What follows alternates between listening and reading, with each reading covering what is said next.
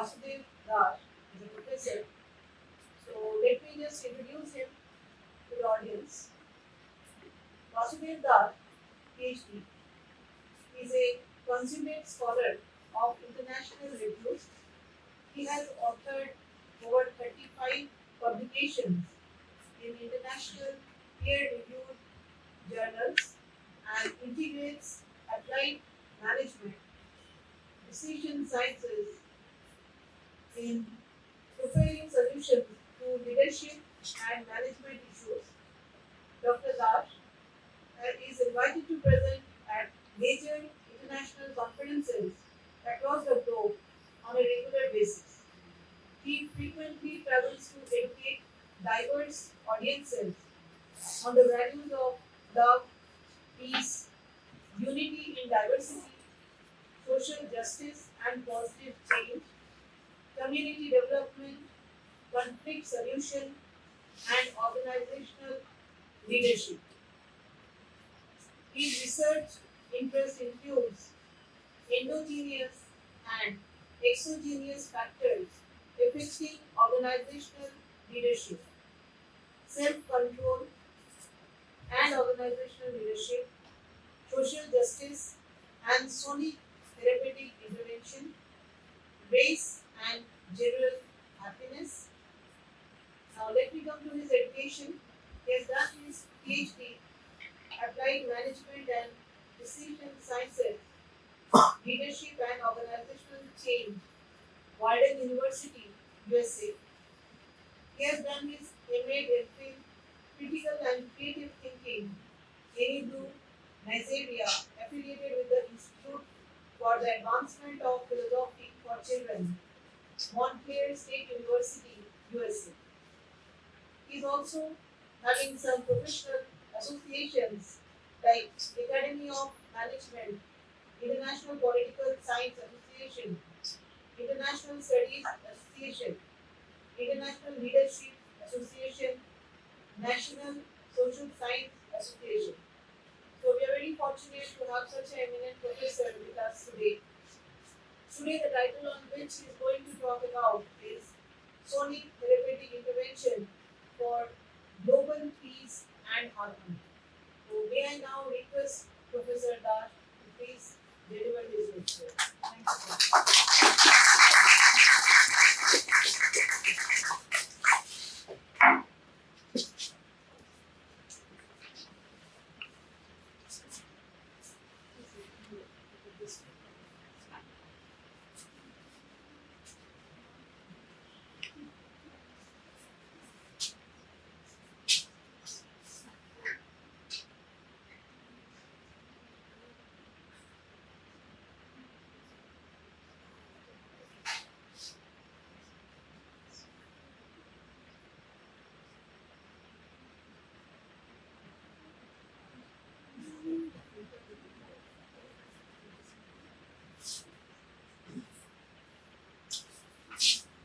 Good evening, ladies and gentlemen. I'm happy that I have the opportunity to be in your midst to share some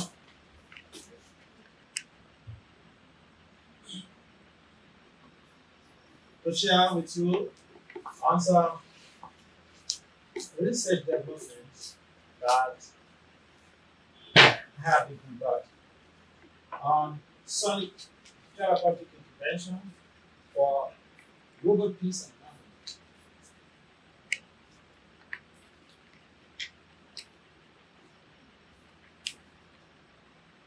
Introduction and background of the study. Wars and armed conflict are skyrocketing or escalating in a modern day society like never before. And strategies for global peace and harmony need to evolve at a geometric progression with high sophistication to be able to deal with the emerging scenario. Sonic therapeutic intervention is an effective strategy for positive self-transformation,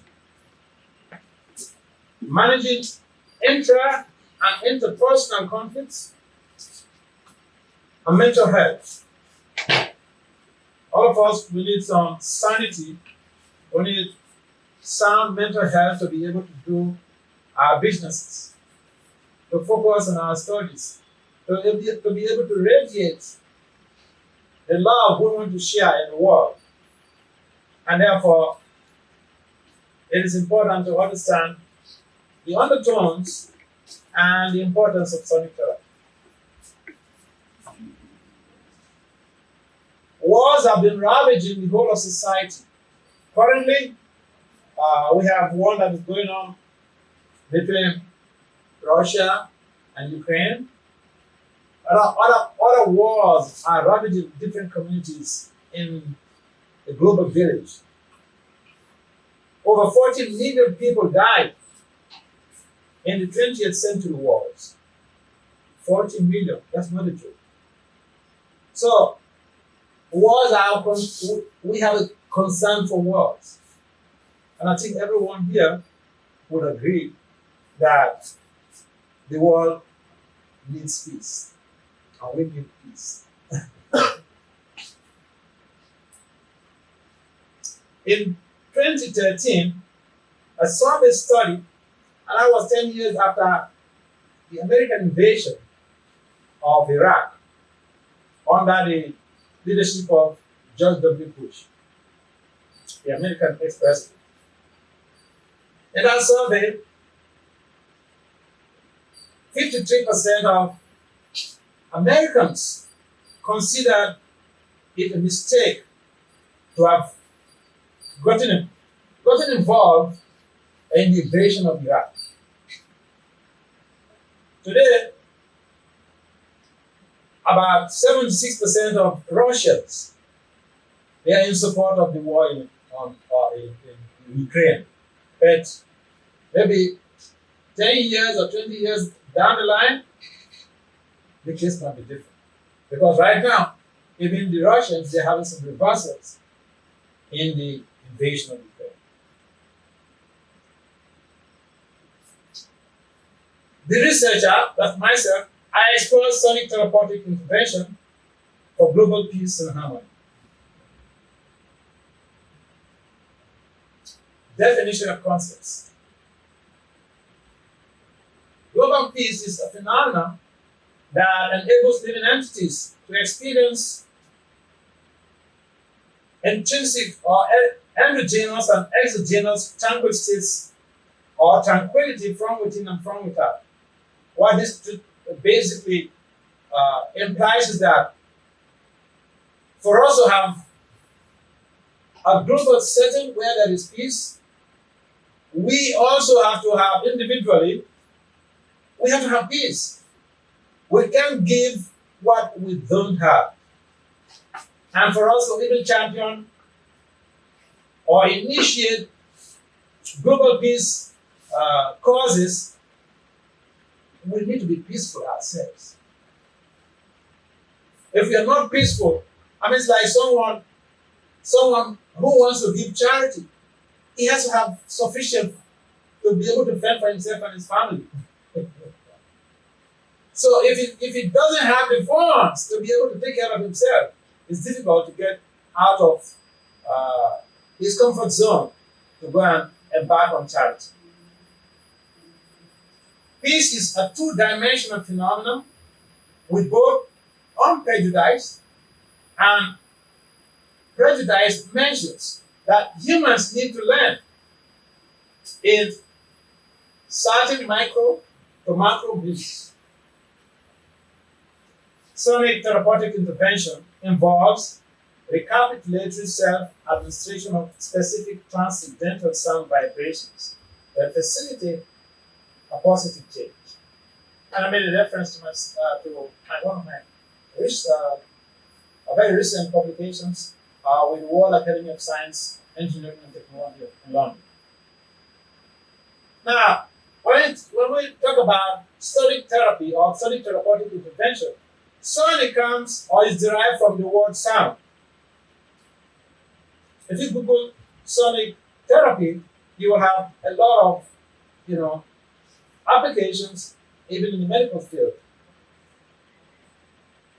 And within the Indian cultural setting, within the traditional Indian setting, we have a lot of exposition to sonic therapy. Like people chant, oh, that is sonic therapeutic intervention. We are invoking some transcendental sound to be able to create auspiciousness. The specific sound vibrations used in the study were Hare Krishna, Krishna Krishna, Hare Hare, Hare Rama, Rama Rama, Hare Hare. That's taken from Prabhupada's database 2020. Problem statement. When you're conducting a research, at least as a management scientist, when we conduct a research, the first question that comes to mind is, what is the problem you're trying to solve? Okay. So we have problem statement. Neo-Newtonians recognize that ecocide, feticide, genocide, geronticide, infanticide, multicide, and particide are some of the underlying principles, underlying causative factors that contribute to wars and armed conflicts in the global village. In other words, these are different violent activities that we humans we embark on. And at the same time, we embark on all these type of violent activities like ecocide, we're destroying the ecosystem. Feticide, we're destroying unborn babies. Genocide, mass killing animals.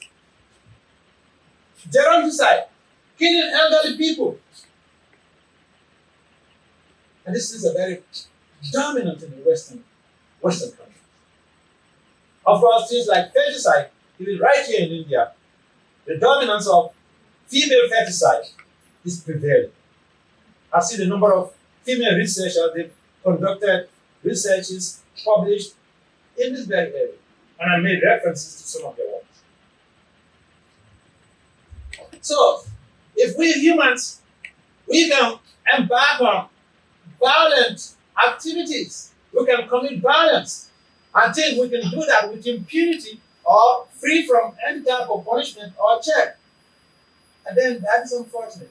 Because life itself is a boomerang.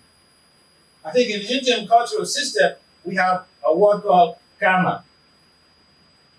If you throw a ball to the wall, the ball bounces back to you.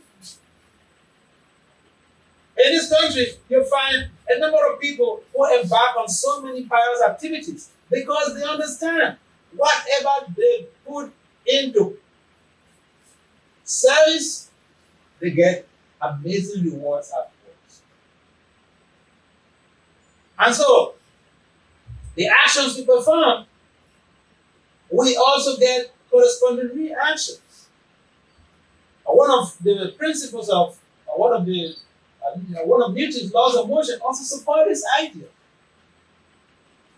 And so, as scholars or as future academic leaders, as future educators or as educators, you have to understand what to be able to plant as seeds in the minds of those who are within the academic community. Because the members of the Ivory Tower, they are the advisors to the government. They are the future leaders of the world. Even the politicians, they seek counsel from the academicians. And therefore, it is important for us to understand that our actions produce particular reactions. And if we involve ourselves in activities that will foster a positive change, then we can have the whole of our communities transformed into a heavenly planet. Reputable epistemologists know that violence breeds further violence. By recruitment epistemologists, I'm referring to those scholars who understand that life is boomerang. Life is throw a bottle in one, it comes back to you. And sages in India, they understand this very much. And therefore, in India, it is a common scenario that people sometimes we over tolerate.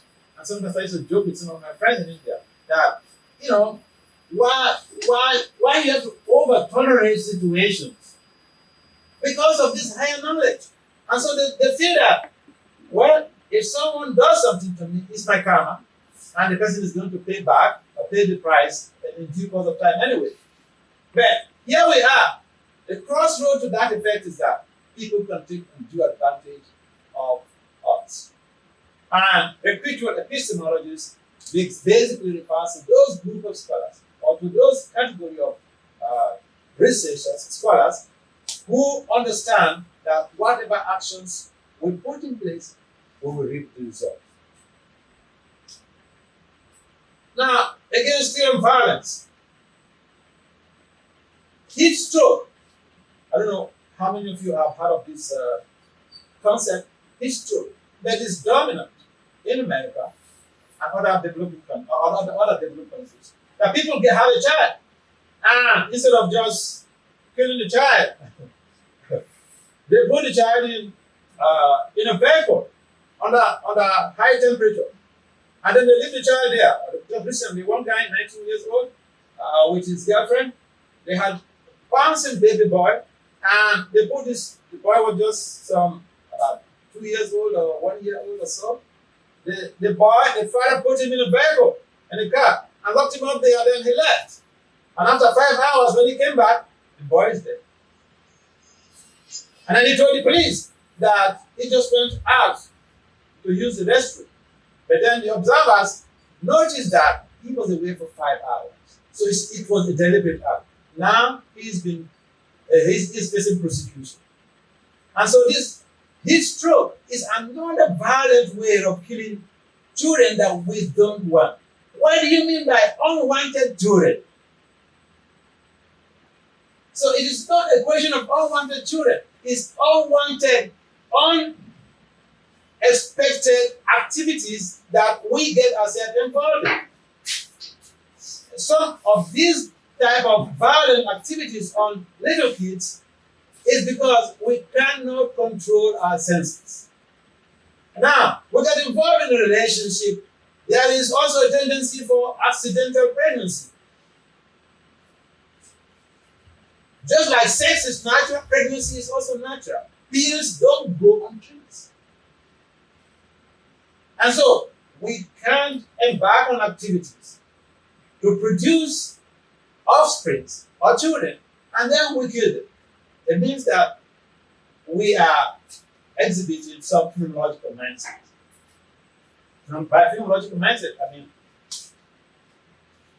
irreversible mindset or demoniac mindset. And so this type of activities or this type of violence is going on, and someone thinks they can do this and not be checked. And it's just unfortunate.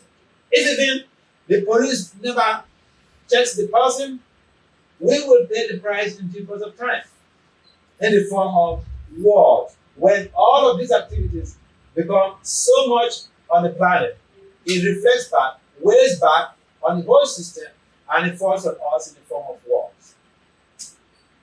The number of cows, pigs, and chickens slaughtered in 2020 was 73 billion. Global. So we can kill the animals, and we feel they are meant for our palates. Now, in your own scriptures, in the Puranas, in the Indian Puranas, especially in the Bhagavad Purana, it is mentioned how many birds you will take and be killed when you participate in endangering an animal's life or in eating an animal. It is not just the person who went to slaughter the animal that bears the whole brunt. Those who aid and abet the social vice also partake in the reactions. And in most cases, we find that this violence falls back on human society in the form of catastrophes like wars and other types of natural disasters.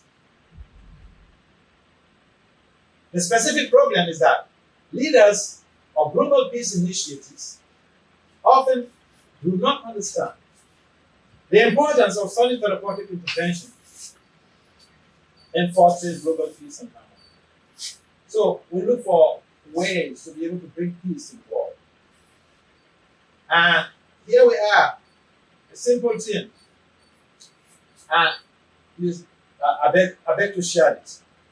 Now, in your own scriptures, specifically in the Bhagavad Gita 5:29, it is mentioned, Bhaktaram Jagata Pasha Sarva Loka Maheshwara Surinam Sarva Bhutana Gyatramam Something. If we want to be peaceful, we have to understand we have to dissociate ourselves from false proprietorship. False proprietorship. And what is going on in Ukraine right now is an epitome of false proprietorship. Putin claims this part of Ukraine he wants to annex. And here comes the war. False proprietorship. At best, we are caretakers. We are not the proprietors. And we are not the enjoyers. If we understand that there is a source of our own existence, there is a unified force that is responsible for actions and reactions, we are forced to get old. We are forced to get sick. Yes, we are independent, but our independence is very limited. We are being governed by higher principles. So if we understand in that sense that we are not even the enjoyers of the process of our labor, the process of our sacrifices, then it makes sense for us to reflect and think back how to utilize what the sages of India have provided for us to be able to create a positive revolution in the lives of people even yet to be born. And therefore, the leaders of society, and leaders of society just doesn't mean Prime Minister Modi. Every one of us here is a leader. And so we have a commitment. We owe a duty to be able to create an avenue where people will get to understand that we are passing through difficulties due to our own past activities, past actions. And so we have to see how we can tap into these ancient technologies provided for humankind, but they are right there in your own country. Right there. And therefore, it is important for us to understand that as leaders or as prospective leaders, we have to see the possibilities and create avenues how we can help the world for a redirection in a misdirected civilization. Anyone can just engage in solid therapeutic intervention. You don't need to pay. It's cost effective.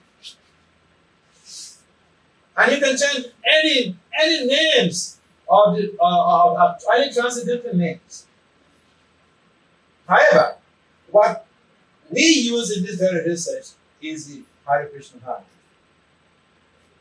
The general theory of crime stipulates that all crime and antisocial behavior are due to low self-control. Now, the criminologists are aligning with the sages of India. What do the sages of India tell us? Washa Vedam, Manasa Kruda Vedam, Jiva Vedam, Udarapasa Vedam, Etam Vedam, New Visa Hita Dira. Saram Abhima, Pretty Dimsai Shishel. can just control the urge to speak hogwash, to speak nonsense. We can control the urge to cause someone some pain by our words. If we can control our anger, if we can control our mind, if we can control the urges of the belly, the urges of the genitals, and these are the binding forces to repeated suffering in this world. So we find that, look, someone gives birth to a child, a bouncing baby boy, and he goes outside of his own control and kills the baby in a car. It's true. Lock the baby up in the car. It's true. And now, what happens? You kill somebody, and if even you are not caught, you will take birth to be killed in the same way. So it's a chain of terrible reactions. You know, we were discussing with Dr. Anita Park, and we mentioned how the human form of existence is just a complex situation. And we seem to be very happy about being born humans. But think about it. Every step we take in this world could be dangerous because we are bound to commit mistakes. We are bound to pay for the price of all our mistakes, whether we like it or not. So, the general theory of crime basically brings to bear that we need to raise our consciousness raising. And that consciousness raising becomes very much easy when we embark on sonic therapeutic intervention. When we embark on reciting some Vedic mantras. It's just such a simple thing. See, Western scholars, they come to India and they take what you have in your books and they go to mastermind something and call it their theory. They call it their theory. They just paraphrase some things, they change some few things from their scripture. And they say, this is my theory. Read about emotional intelligence. It's all from your own scriptures, the Puranas. And so it is important for us to utilize what we have for our collective good.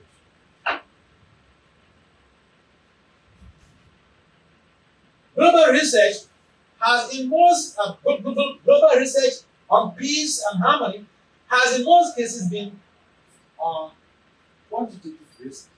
Now keep in mind, research methodologies, we have three major research methodologies. We have the mixed methods, we have the quantitative methods, and we have the qualitative methods. Now, research on global peace has mainly been on quantitative measures. And for us to be able to embark on a research study, we have to find a gap in the literature. So here, I'm generating the gap that the research, yes, there have been research studies on global peace and harmony, but in most of these studies, it's been on quantitative research. Therefore, this hermeneutic, phenomenological, qualitative study fills the gap in the literature.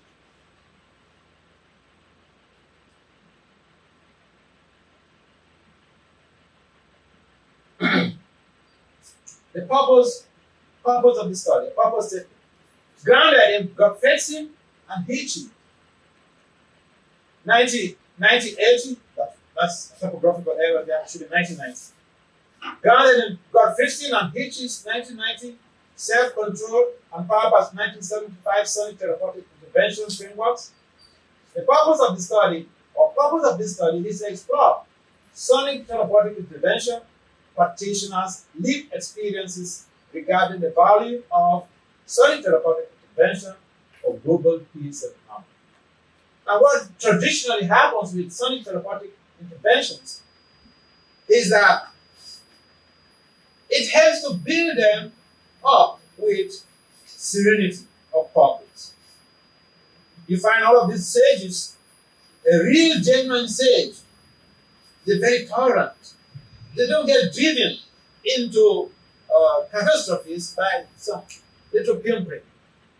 They're very tolerant. And so what is lacking today is that a lot of people are highly maladjusted.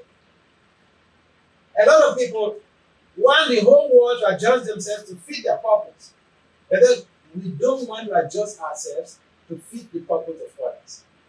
And therefore, it is important for us to understand the undertones of these two frameworks so as to be able to help us in understanding the research of this study.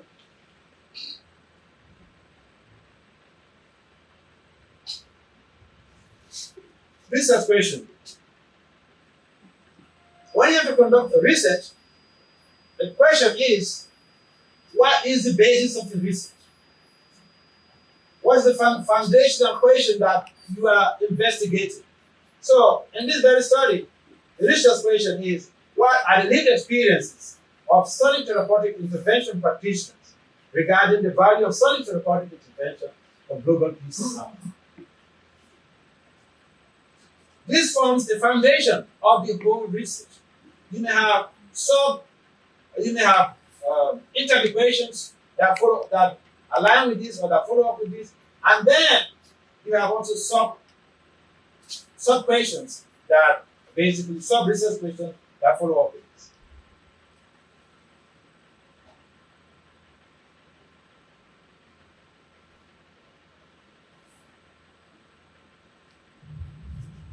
Now the methodology.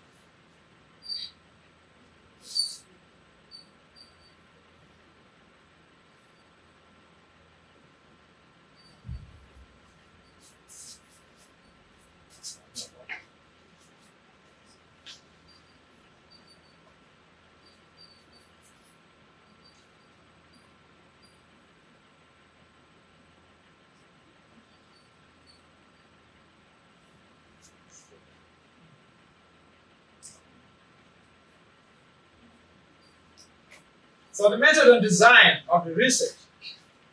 So in every research, especially in the management sciences, we have a method, and then we have the design of the research. So the method that was used in this very research is a qualitative method. Like I mentioned, we have the qualitative, quantitative, and mixed methods, which is a combination of qualitative and quantitative methods. And the design of the study is hermeneutic phenomenological study. The key words are compassion for self and others, divine love, high self-control, peace of mind.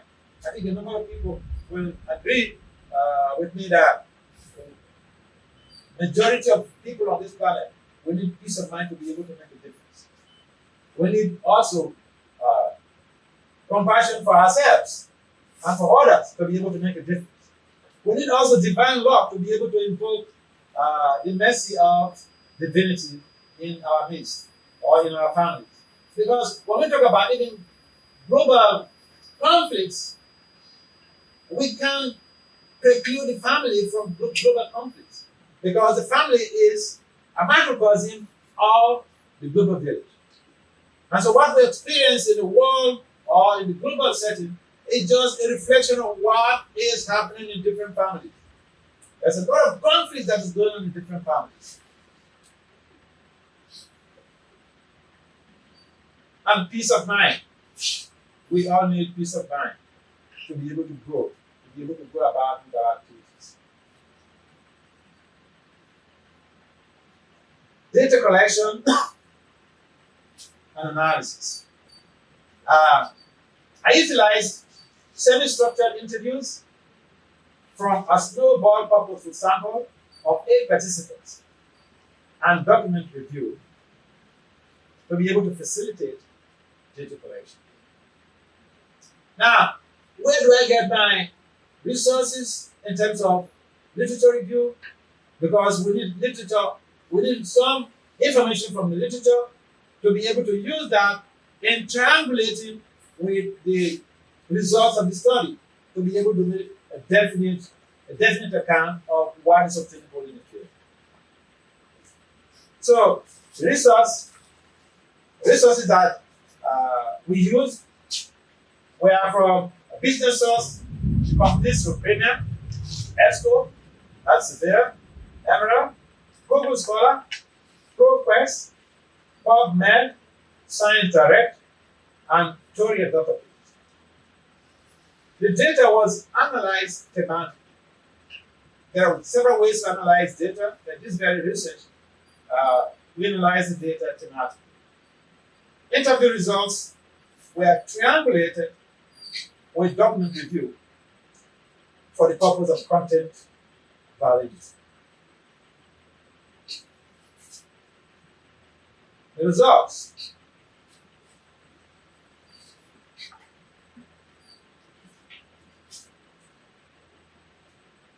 Sonic therapeutic intervention enabled consequentiality mindset. What does that mean? Sometimes we get into argument, even with your spouse, or even with your family, with your kids, or with your parents. You get into argument, but sometimes you don't know what the consequences are going to be. Now, from the result of this study, it shows that sonic therapeutic intervention enables consequentiality mindset.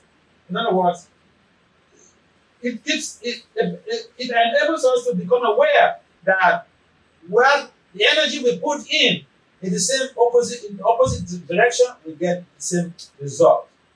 That means whatever we do, we have to face the consequences.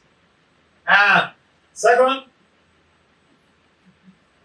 high self-control. I could mention about the causes of crime, antisocial behavior, causes of wars, because the leaders, they don't have high self-control. Little thing, just a little thing triggers an argument, and it triggers someone pronouncing, "Oh, we're coming to share you."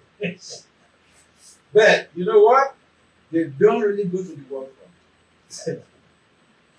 Putin never went to the war front. George W. Bush never went to the war front. In fact, something funny happened. George W. Bush, under his administration, America invaded Iraq for no justifiable reason. And now that Putin is waging war against Ukraine, he came up one day in an interview said, blaming Putin, but he did the same thing. He did exactly the same thing. And then he made a mistake. He was referring to Iran instead of referring to Putin and Ukraine. So people, journalists, they make fun of him that he got. Peace of mind. When I conducted the research in my interaction with the participants, we realized that this sonic therapeutic intervention, this chanting of the Christian mantra, helps these people to be able to have a peace of mind. And we do understand that this is a world that is full of disturbances, and if some source or some avenue created to enable peace of mind, why not? We don't pay any price, so why not? Post-conventional consciousness. Post-conventional consciousness means we are at a stage, or we have a stage of consciousness where we know this, I cannot do this because there's a consequence for this. And no, I will not do it. Now, the opposite is the case. We know if I take this away, I'll be monitored. And police will come after me. I don't mind anyway. I do it. I do it, and I get apprehended. I get prosecuted, and I get jailed. And the opposite is that I know this is not good for me. No, I will not do it. That is post-conventional consciousness. And a number of people, they do things they don't like and regret afterwards. So why not try this? Self-awareness. Self-awareness is one of the components of emotional intelligence. There are different types of intelligences. Cultural intelligence. And women are supposedly having more social intelligence than men. And so if you're a man, if you're a man of 25 years, for instance, a girl of 17 years can play on intelligence. There you are. Because women have more social intelligence than men. You can Google this, you can check it out. So, self-awareness, basically, the self is understood to be different from the body. At the same time, the self, the understanding of self in the mode of passion means the whole body.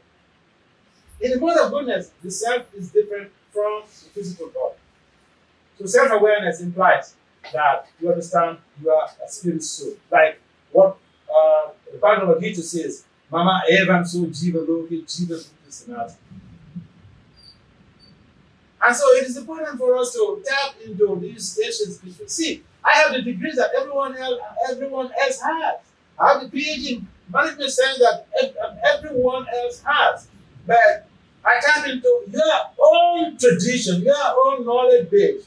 And I remember going to one conference. I made a presentation. So the organization, they selected my paper for publication in the journal. And so the secretary of that organization, scholarly organization, he told me that we want you to publish in our journal. I said, excuse me, sir, why me? There are so many other professors here. That time I was younger, like 20 years ago. So he said, no. Why these other professors say, we know. What you say, we don't know.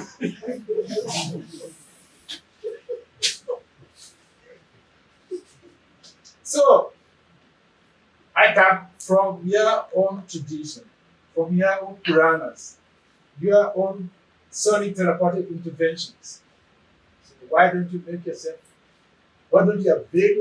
of this very rich culture and supplement your life, supplement your studies, supplement your social culture with all of the richness that we find in the Vedic tradition. Thank you very much. Any comments?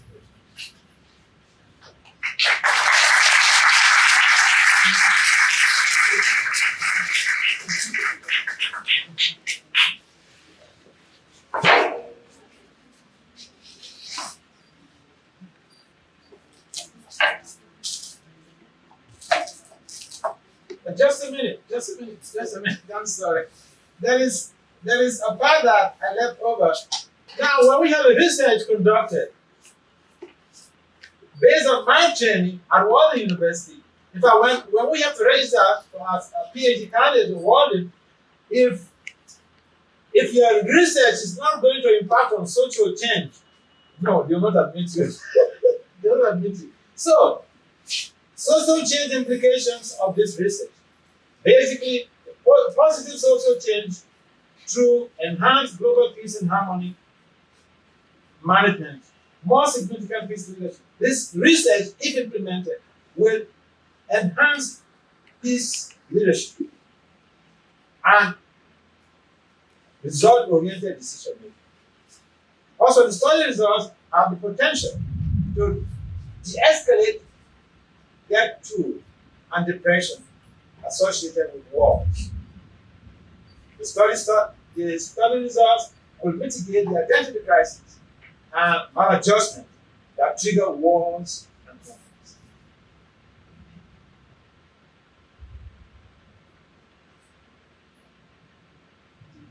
So the last page I have references. Whatever you say, you have to prove yourself. Where are the scholars that you are climbing on their shoulders? So I have a reference page, 2 pages for the references.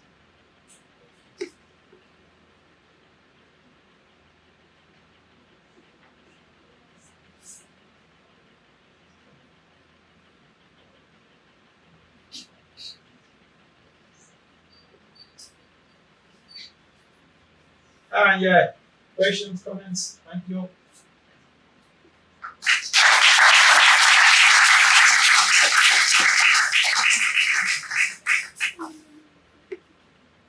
So, any questions from the audience? No questions?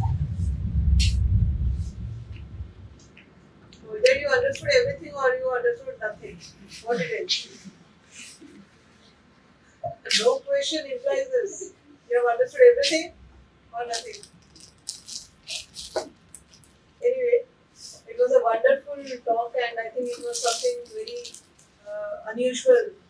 We are not, we never heard lecture of this kind, which actually giving us a pressure of thinking.